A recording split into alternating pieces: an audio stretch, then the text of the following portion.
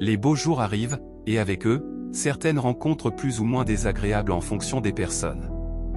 Il est important de savoir faire la différence entre une couleuvre et une vipère. Restez bien jusqu'à la fin, je vous expliquerai la conduite à tenir en cas de morsure de vipère.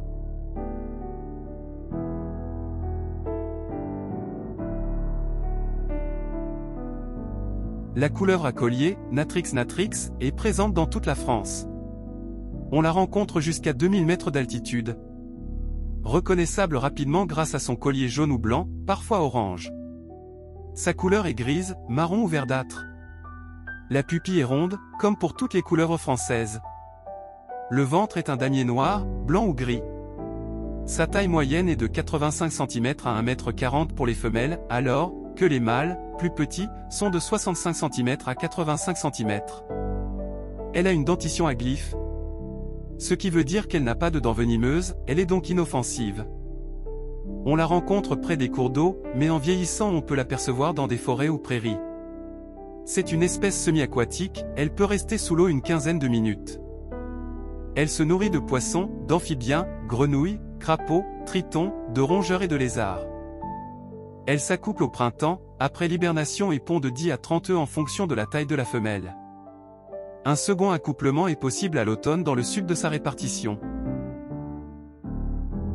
Lorsque la couleuvre à collier est dérangée, elle peut montrer un ou plusieurs comportements de défense.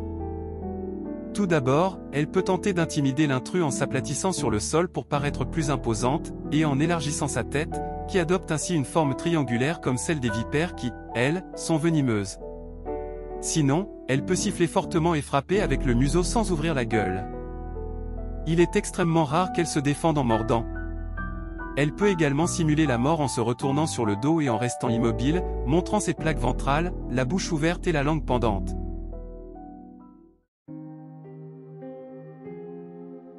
On la trouve dans le centre et le sud de la France. Elle possède une tête bien distincte et assez large, et des yeux avec des pupilles rondes. La coloration, assez variable, est généralement marron ou grisâtre mais peut être teintée de jaune olivâtre ou de rouge. Sur le dos, s'alignent deux rangées de taches décalées, sombres, fusionnant souvent pour former des barres ou un zigzag bien marqué. Les flancs portent souvent des ocelles clairs et bordés de noir. Le mâle fait en général moins de 70 cm, les femelles, plus grandes, peuvent atteindre jusqu'à 1 mètre. La couleuvre vipérine est un serpent aquatique, vivant dans des milieux humides de zones chaudes.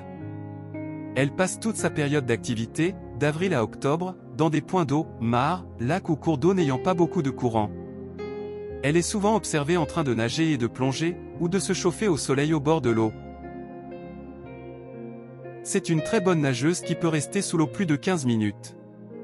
C'est l'une des plus aquatiques du genre Natrix. Elle se nourrit principalement de poissons et de grenouilles. La femelle pond une vingtaine d'œufs. Le qualificatif de « vipérine » vient du fait que cette couleuvre est souvent confondue avec la vipère, à cause de sa taille, de sa couleur et de sa façon de réagir face à un prédateur en s'enroulant, en aplatissant sa tête et en sifflant. Souvent appelée dans certaines régions la vipère d'eau, elle est toutefois totalement inoffensive.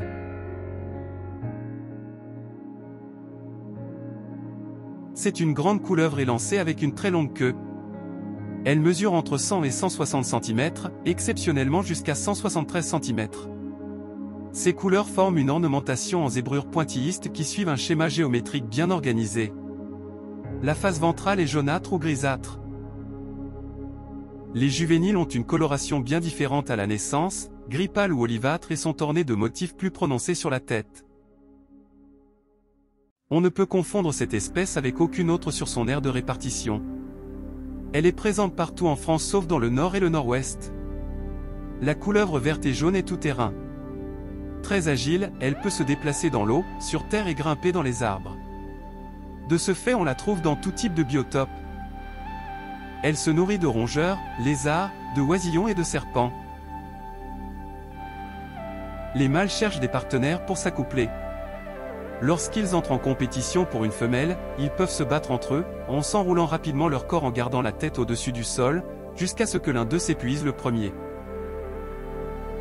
Fin juin ou en juillet, les femelles pondent de 4 à 15 œufs. L'éclosion a lieu au bout de 6 à 8 semaines. Les nouveau-nés font 20 à 25 cm de long. Elle n'est pas venimeuse et elle est totalement inoffensive pour l'homme. Craintive, elle s'enfuit le plus souvent avec beaucoup d'agilité dans les herbes lorsqu'elle est dérangée. Elle n'attaque jamais spontanément, mais elle sait se défendre activement quand elle se sent directement menacée. Elle fait face à son assaillant, se gonfle, siffle et cherche à mordre si on l'approche de trop près sans lui laisser le temps de fuir. Si on l'attrape, elle mord presque toujours et mâchonne la main qui la tient. Elle n'a cependant pas beaucoup de force dans les mâchoires et ses dents sont petites, elle ne cause donc que des égratignures superficielles. La couleuvre d'Esculape est un autre serpent qui peut impressionner. Il mesure 1,5 m, exceptionnellement 2 mètres. D'une couleur brun-vert, c'est un serpent à l'aspect très luisant. Il a presque toujours une tache jaune de chaque côté du cou. Le flanc et le ventre sont jaune citron ou verdâtre, comme teinte caractéristique. Elle est présente dans une grande partie du pays, sauf dans le nord et nord-est. Elle fréquente différents milieux comme des bosquets, des prairies, des endroits rocailleux ou des murailles en ruine. On peut aussi la trouver dans des arbres et même dans nos charpentes car c'est une très bonne grimpeuse. C'est un serpent constricteur, il se nourrit de rongeurs, d'oiseaux ainsi que de leurs œufs. Les accouplements ont lieu à la sortie de l'hivernation, en avril-mai. Les combats entre mâles sont fréquents. La femelle pond de 2 à 18 œufs dans des trous d'arbres ou dans le sol dans des matériaux en fermentation. La couleuvre d'Esculape n'est pas venimeuse et elle est totalement inoffensive. Elle a de plus un tempérament assez paisible. Mais dans certains cas, elle peut siffler, ouvrir la gueule, mordre fortement à plusieurs reprises et s'enrouler autour du bras en serrant un peu, puis elle se calme rapidement. Elle peut aussi déféquer et émettre une odeur nauséabonde en vidant ses glandes cloacales. Dans la mythologie, Asclépios, le dieu médecin des Grecs anciens, devenu Esculape à Rome, portait dans sa main droite un bâton entouré d'un serpent. On pense de nos jours qu'il s'agissait de cette grande couleuvre à la brillante livrée. C'est aussi elle que l'on retrouverait autour du bâton d'Asclépios, de nos jours emblème des médecins, et de la coupe d'Hygie pour les pharmaciens. On ne trouve cette couleuvre que dans le sud de la France, dans les garrigues et les maquis. C'est une couleuvre de belle taille, mesurant jusqu'à 1,60 m de long. Les adultes sont assez uniformes, brun à jaune grisâtre avec 2 lignes foncées le long du dos. Les juvéniles sont très marqués, plus jaunes, avec des taches noires en forme de hache sur le dos, donnant l'aspect d'une échelle, qui est à l'origine du nom donné à l'espèce. Son régime alimentaire est composé de petits mammifères comme les mulots, les rats, de petits lapins mais aussi de lézards, batraciens, d'oiseaux et de leurs œufs. L'accouplement a lieu vers avril et mai. La période des pontes est comprise entre le mois de juin et le mois d'août. La couleuvre pond entre 5 et 20 œufs ovales dans un lieu humide et chaud. 7 à 11 semaines plus tard, les couleuvres naissent et mesurent 25 à 30 cm de long. C'est une espèce agressive qui n'hésitera pas à attaquer son agresseur à la moindre occasion dans le but de le mordre. Pourtant elle n'a pas de venin, elle tue ses proies par constriction. Il s'agit donc d'un geste d'intimidation. Cet acte est accompagné de l'enroulement du serpent, afin de protéger son corps et de lui permettre de faire face à toute attaque, ainsi que d'un sifflement.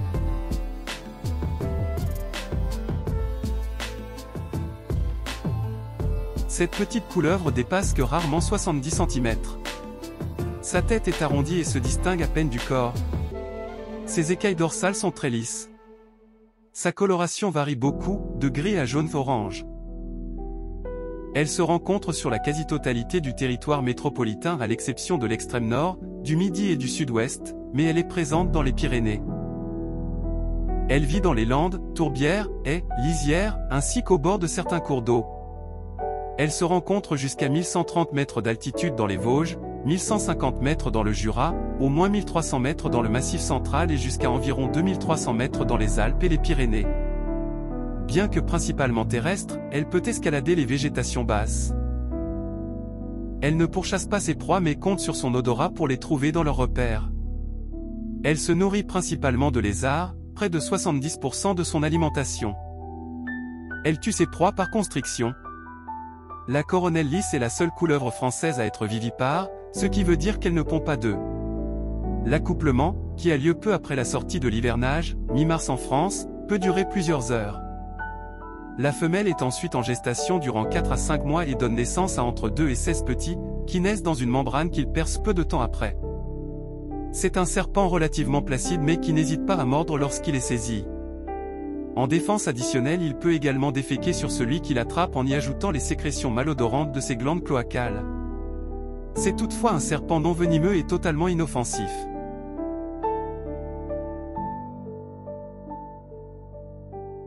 Elle mesure entre 50 et 70 cm, et peut atteindre facilement 1 mètre. Aspect très proche de la coronelle lisse, ses lignes sont plus élancées, sa coloration est plus rosée avec une partie ventrale jaunâtre parsemée de taches sombres. La coronelle girondine vit dans le sud de la France, y compris le sud-ouest, hormis les Pyrénées. Elle apprécie les fourrés, les garrigues et le maquis méditerranéen. Les amas de pierre, les ruines, les cultures à proximité d'habitation sont aussi un lieu favorable à la couleuvre.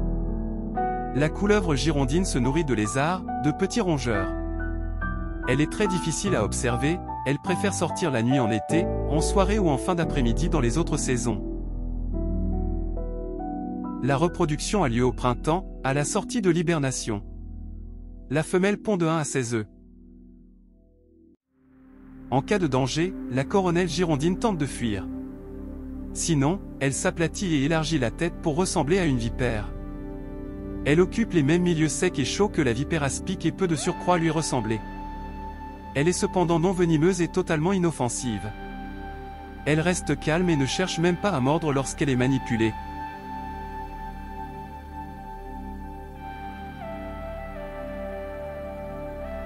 C'est le plus grand serpent de France, il peut atteindre la longueur de 2,55 m, pour une fois ce sont les mâles qui sont les plus longs. On le trouve dans le sud du pays. La coloration de la couleuvre de Montpellier est le plus souvent brun grisâtre ou verdâtre. Son ventre est jaune. Un profil aigu et de gros yeux saillants donnent à sa tête une physionomie particulière. C'est un serpent qui préfère les terrains secs et rocailleux dans lesquels il pourra avoir de nombreuses cachettes pour se réfugier. On peut observer la couleuvre de Montpellier également dans des forêts de chênes verts, à proximité de points d'eau ou encore dans les prairies. Elle se nourrit de lézards, petits mammifères, de serpents et d'oiseaux, elle chasse à vue. C'est la seule couleuvre française à être venimeuse, elle est dotée d'une dentition opistoglyphe, ce qui veut dire qu'elle possède 2 crochets à venin à l'arrière de la mâchoire supérieure. Si elle est acculée ou se sent en danger, elle peut parfois se dresser comme un cobra, souffler fortement pour impressionner son adversaire, et en dernier ressort, se rebiffer et mordre. Bien qu'elle soit venimeuse, le fait qu'elle possède une dentition opistoglyphe la rend généralement inoffensive pour l'homme. Bien que des cas d'envenimation aient été observés. Ceci arrive dans des circonstances exceptionnelles, notamment si un doigt est volontairement inséré profondément dans la gorge du serpent. Ce qui entre nous, n'est pas très malin. Dans un tel cas, la morsure s'accompagne d'une inflammation locale et de douleurs, d'œdème ou de lymphangite, voire des symptômes neurologiques, ou, exceptionnellement, d'une paralysie. Ces effets sont néanmoins passagers, même si la guérison peut prendre plusieurs jours.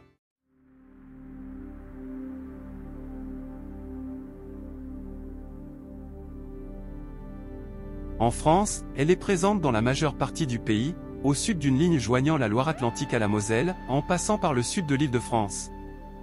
Elle est absente sur une grande partie du littoral méditerranéen.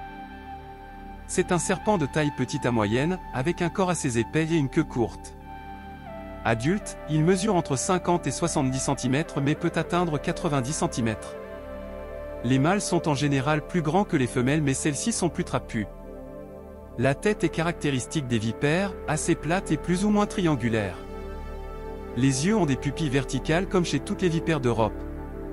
Le museau de la vipère aspic est très spécifique, retroussé mais sans cornes. Cette espèce se caractérise par une coloration extrêmement variable, non seulement entre les populations mais aussi parmi les individus d'une même population. Les femelles adultes sont généralement plus ternes et moins contrastées que les mâles. La couleur de fond peut être gris clair à foncé, parfois légèrement bleuté, beige clair à brun, vert olive, jaunâtre, cuivré, orangé ou rouge brique, d'où le terme dans certaines régions de vipère rouge, avec un zigzag dorsal accompagné par une ponctuation de taches latérales sur les flancs en alternance avec le motif dorsal. Certains individus sont très sombres et le mélanisme, noir complet, est assez fréquent. Si elle préfère les rocailles, elle est capable de s'adapter à différents habitats. Elle est souvent présente dans les milieux secs, tels que les coteaux rocheux embroussaillés ou les bois ouverts et leurs lisières, les haies des bocages, les murs de pierre sèche, les friches, etc. Mais contrairement à une croyance commune, elle peut aussi vivre dans des milieux plus humides. En haute montagne, on la trouve fréquemment au bord des torrents ou des étangs. Elle se nourrit de petits rongeurs, de lézards et de petits oiseaux. La vipère aspic a une dentition solénoglyphe, qui caractérise tous les vipéridés. Les crochets à venin, placés à l'avant de la mâchoire, sont mobiles. Au repos, ils sont repliés vers l'arrière dans l'intérieur de la bouche. Des glandes à venin sont reliées aux crochets canaliculés. Ce dispositif permet d'injecter le venin profondément dans les tissus de la proie. Le venin a pour fonction de tuer les proies et d'assurer une part de la digestion. On recense environ 1000 envenimations en France chaque année, mais les cas de mortalité sont très rares. On dénombre dans notre pays un cas mortel tous les 5 à 8 ans. La vipère aspic n'est pas agressive, elle est craintive et préfère toujours fuir que d'attaquer. Elle n'utilise sa fonction venimeuse que pour chasser ses proies ou en cas de danger immédiat. Lorsqu'elle est surprise et qu'elle n'a pas eu le temps d'aller se cacher, elle reste immobile et se met en position de défense, en se dressant et se repliant sur elle-même en forme de S, et souffle pour prévenir de sa présence. Elle peut alors mordre si elle est provoquée, en déployant l'avant de son corps, la gueule ouverte avec ses crochets en avant. Dans ce cas, il n'y a pas de danger pour l'homme à une distance supérieure à la longueur du serpent. Les morsures se produisent le plus souvent lorsqu'on lui marche dessus sans protection et sans l'avoir vu, mais aussi parfois lors de travaux à la main dans la végétation, ou lors de manipulation de l'animal. Le port de chaussures et de pantalons limite très fortement le risque. Sa période d'activité s'étend d'avril à octobre. Les accouplements ont lieu d'avril à mai et sont précédés de combats rituels entre mâles. L'espèce est ovovivipare, et les naissances surviennent entre septembre et octobre. Les petits sont tout de suite autonomes.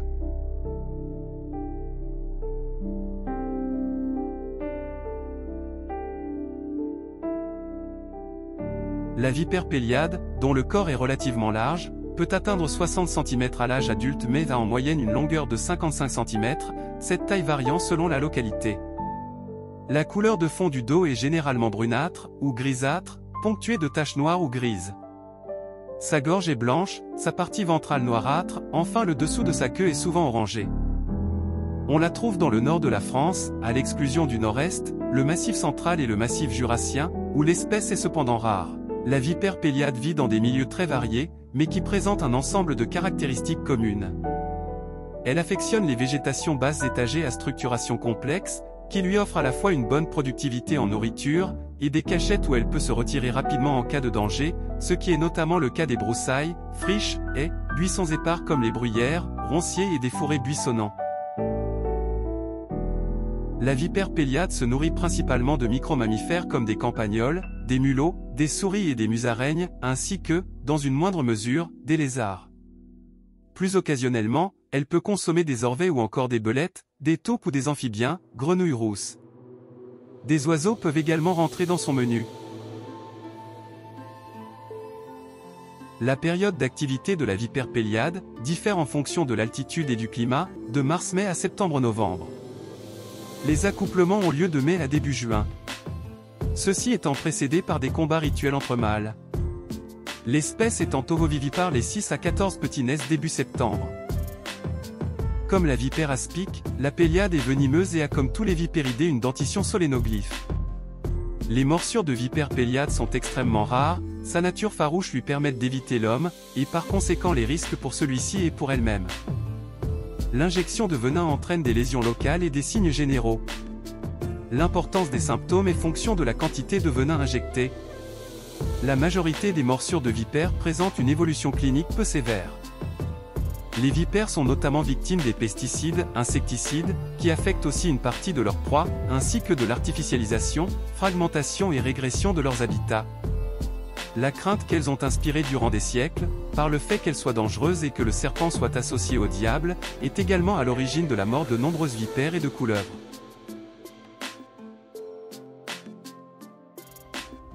La vipère d'Orsini est le plus petit serpent de France et la plus petite vipère d'Europe, elle ne dépasse pas les 60 cm. Présente uniquement dans les Alpes de Haute-Provence, Alpes-Maritimes, Vaucluse et Var. Elle fait partie des espèces les plus rares et menacées.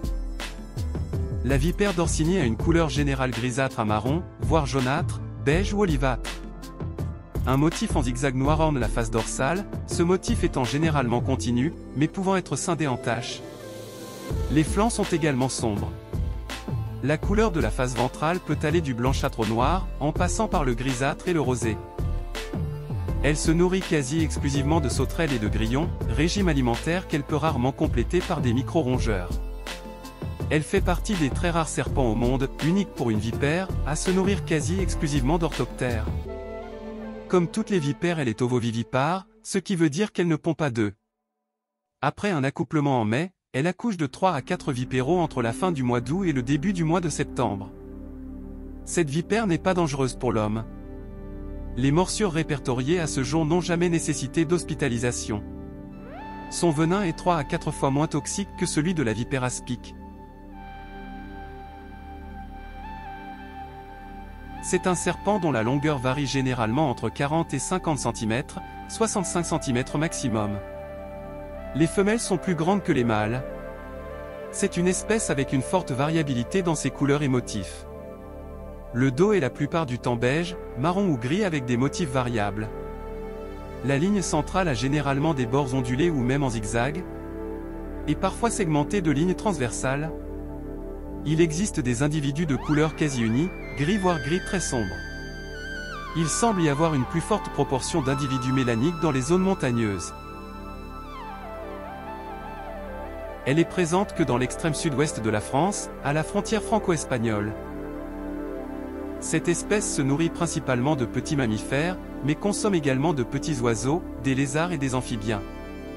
Les jeunes consomment principalement ces deux derniers. Elles ne se reproduisent qu'une fois tous les 2 ans, parfois tous les ans lorsque les conditions sont optimales. L'accouplement a généralement lieu entre avril et mai. Les femelles donnent ensuite naissance entre fin août et début septembre à de 3 à 10 vipéraux qui mesurent entre 14 et 19 cm de long. Elle est peu agressive. Lorsqu'elle est dérangée, elle préfère en général fuir. Acculée, elle s'enroule sur elle-même en laissant sortir la tête, ce qui lui permet de protéger son corps et d'être prête à mordre. Elle mord également lorsqu'elle est attaquée ou attrapée. Une morsure ne débouche pas systématiquement sur l'injection de venin qu'elle préfère garder pour la chasse. Son venin entraîne chez l'homme des œdèmes et des douleurs mais rarement la mort. En France, les morsures de vipères de Séoane sont quasi inexistantes, vu son aire extrêmement restreint de sa répartition.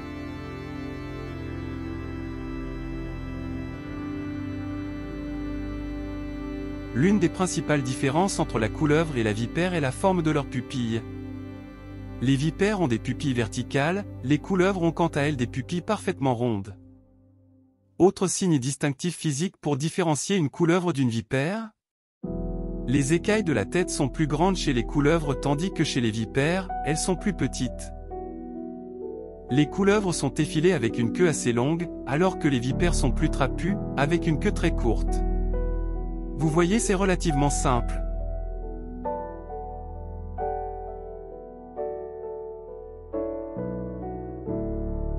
Il est interdit de tuer, capturer, déranger ou maltraiter tous les serpents répertoriés sur le territoire de France métropolitaine. Toute personne outrepassant cette interdiction encourt une peine de 3 ans d'emprisonnement et 150 000 € d'amende.